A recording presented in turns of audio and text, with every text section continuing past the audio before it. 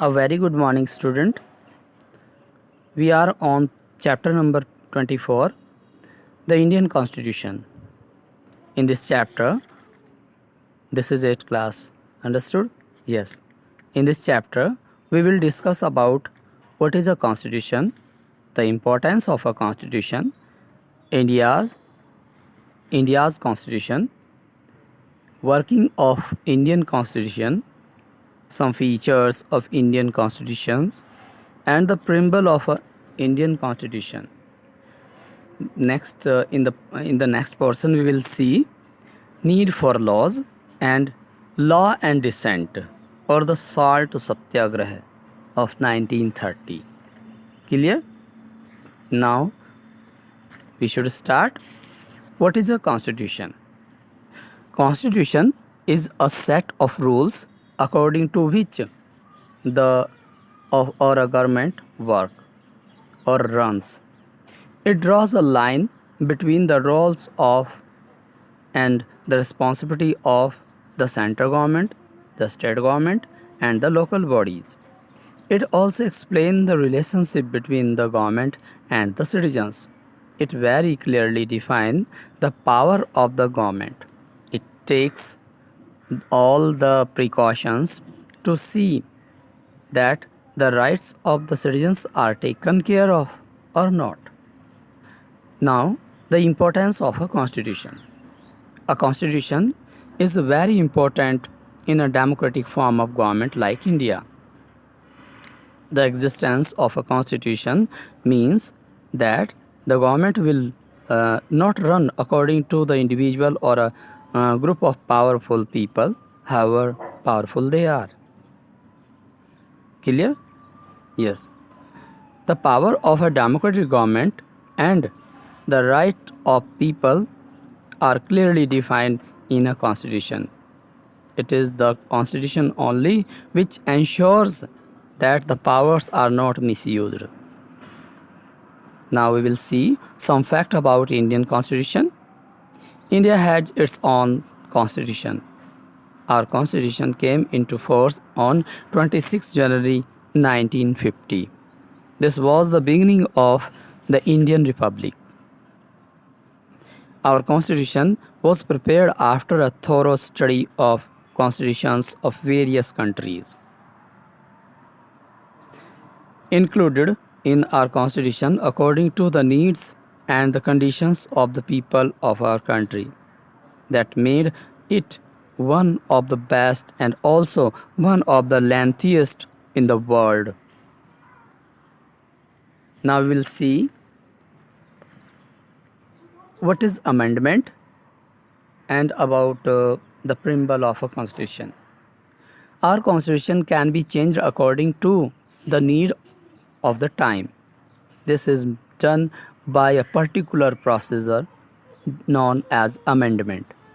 Amendment have to be passed by the both houses of the parliament and approved by the president.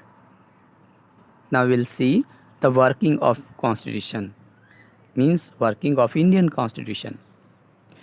The first meeting of the Indian Constituent Assembly, Indian Constituent Assembly, was held on 9 December 1946, headed by Dr.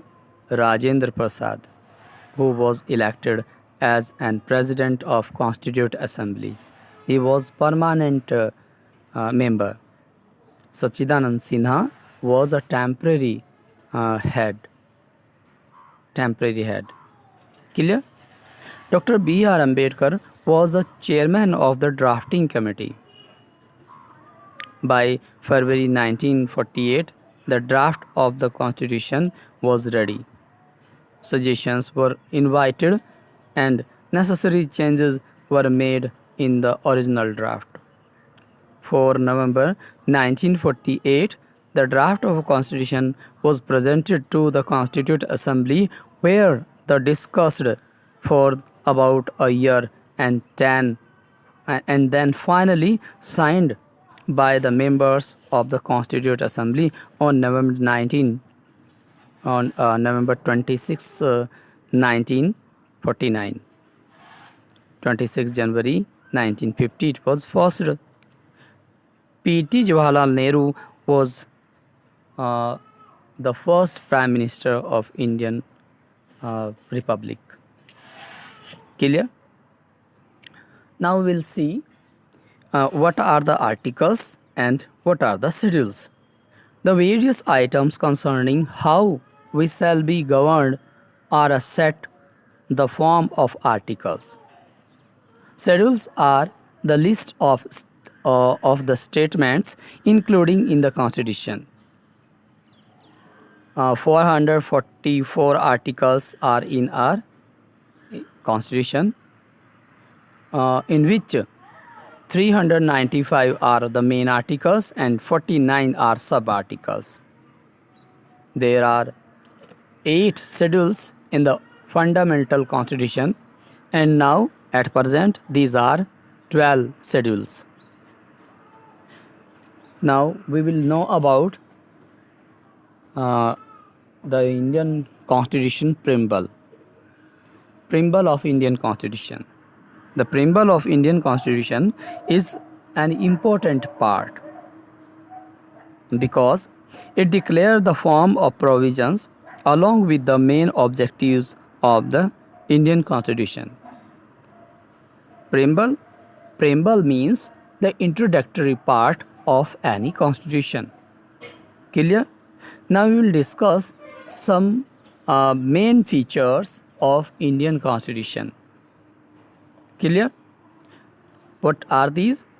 These are: first, sovereign means sovereignty; second, socialist; third, secular; fourth, democratic; fifth, republic; sixth, justice; seventh, liberty; and in this way equality, fraternity, freedom are the main features. We will discuss now differently. Now, sovereign. A nation is sovereign when it is free in its internal matters and there is no foreign interference. That will call a sovereign country. We will not work under any pressure of the other country. Clear? The government exercises authority only to extent it has been authorized by the people. Next is socialist. The word socialist was added to the preamble later on to lay stress on the equitable distribution of the national income and national resources to all sections of the people. Our Constitution aims to establishing a socialist society.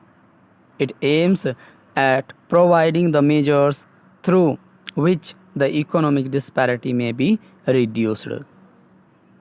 What do you mean by secular? The word secular was put in the preamble of the Indian Constitution through 42 amendment simply to reaffirm the faith of the nations in the making of Indian politics. All the people in India forming the different groups, sections, communities, etc. are free to practice, preach, profess any type of his or her religion. Everybody is equal before the law and enjoy the equal rights no matter to which faith, caste, color, creed he or she belong to. Clear? Means next, democratic. This word democratic denotes that we have chosen democracy as our way of life and we will govern ourselves through the democratic institutions. It does not denote merely political democracy but also social and the economical democracy. Universal adult franchise or giving the right to vote to every adult as an Indian. Next, republic. A republic is a nation which has an elected person at the head of the state with no hereditary rights. The Indian president is elected indirectly. He or she is not a hereditary ruler like the king or the queen of England. Next is justice.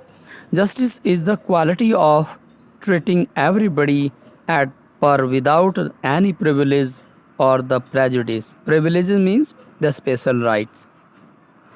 It ensures the equal opportunity for everyone and gives to every man what he is due. Now we will see the liberty. The term liberty means freedom, freedom of thoughts, profession, expression, belief, faith, and worship. Every citizen should be free to hold any belief and express his views freely. Now we'll see equality. There can be no liberty without equality. Our constitution has done away with the all inequality based on sex, race, religion, caste, creed, or color. All are equal before the law and enjoy the equal opportunity for their all advancement. Next feature is federation. Federation, our constitution has provided for a federal form of government. This means that the responsibility of the government or the governing our country has been divided into two main part, the central government and the state government. You know well that there is also a third level government which is called the Panchayati Raj or the local level government or the third type of the government. Clear? For which this is making for the easiness of the government or the administration. Clear? Delhi is our national capital region or the territory. India has 28 states and 8 union territories. Next is fraternity. Fraternity means the brotherhood. The maker of the Indian Constitution adopted it as the ultimate goal of the Indian Constitution.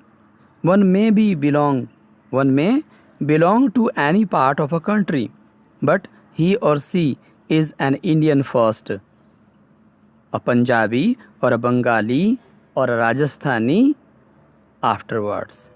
Clear? Liberty, equality, fraternity are interrelated to each other. Now we will see the important part of our Indian Constitution, need for laws. Why do we need laws? Without laws, no society can ever live peacefully and no state can ever function smoothly. Law is a command given by a superior authority which must be obeyed. A law is equal, applicable to all citizens. Clear? Means we need the laws to carry on our work smoothly for the welfare of all people or developing good habits. Clear? Now the last portion of our chapter, that is law and dissent and the salt satyagraha of 1930. Salt satyagraha of 1930. Salt satyagraha was a non-violence protest against the unjust salt law framed by the British government. The salt law stated making salt was the monopoly of British government. No Indian was allowed to make the salt. civil disobedience movement began with the Dandi March, which make the salt with the sea water at Dandi and violated of the salt law. Here Gandhiji reached, and here Gandhiji break the law. At his call, people began to defy the laws. Hartals, strikes, demonstrations were held all over the country, and people boycotted the foreign goods and refused to pay taxes. A great political unrest was seen at that time. Clear? Student, you have seen here there are three main things. First is breaking of the law, protest, and dissent. Breaking of the law, protest, and dissent means when the people are not in consent, when the people are disagree, they will do a protest. If the government is if the government suppress the protest, the protestantes or the people in the movement will break the law. Understood? Means they will show their dissent. Dissent means disagreement, means no consent for the proposals. Clear? So dissent is an important feature of democratic government. Without this, a democratic government can become a dictator. Also, a thing should be with dissent, that is tolerance. If the government will tolerate with dissent, the republic will work very clearly and will work smoothly. The right of each lawmaker is to disagree with the party bosses. Leave that. Enough. The chapter have completed, student.